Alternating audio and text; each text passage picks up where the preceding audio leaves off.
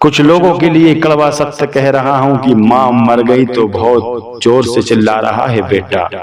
भगवान तुम्हारी हर एक नौटंकी पर ध्यान रखते हैं, क्योंकि उसकी आंखें एक नहीं हैं, उसकी डायरी लिखने वाला भी एक नहीं है। उसका समय जो चलता है वो क्षण क्षण का हिसाब रखता है।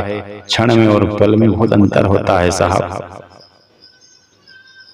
तुमने तुम्हारी माँ को कितनी पूजनीय मानी है भगवान ये भी जानते हैं। तुमने कितनी सेवा की, तुम कैसे रो रहे हो, तुम्हारी आत्मा आप क्या बोल रही है, ये भगवान को सब मालूम है।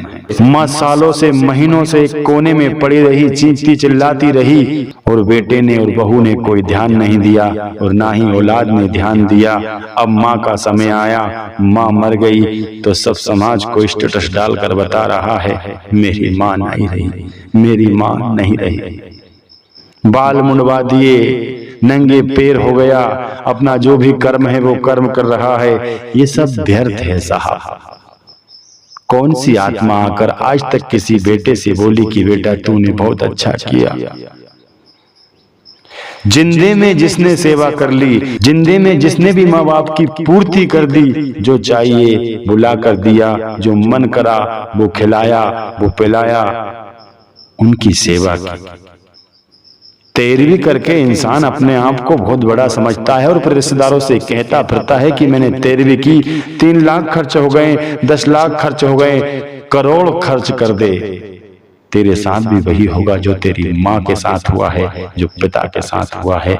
वो एक कमरे में पड़े रहे, तू भी एक झोपड़ी में पड़ा रहेगा। क्यों? भगवान जो भी देते हैं ना, ब्याज सहित लौटाते हैं, मूल नहीं देते हैं। पब्लिक को भोजन करवाने से उसे मोक्ष नहीं मिलेगा, सिर्फ तुम्हारी मन की शांति तुम कर सकते हो। ये तुम्हारा पाखंड और ढोंग भगवान सब जानते हैं। अगर तुम नसीब वाले हो और माँ बाप के सेवा के पात्र हो तो सेवा करो। ये मत सोचो कि खटिया पर पड़ने के बाद सेवा करेंगे, ये योगदान किसी को नहीं मिलता है। बहुत नसीब वाले होते हैं वो बेटे जो माँ बाप की सेवा कर पाते हैं। अगली वीडियो में एक सच्चाई लेकर और आऊंगा। आप सभी को मेरा साष्टांग प्रणाम है।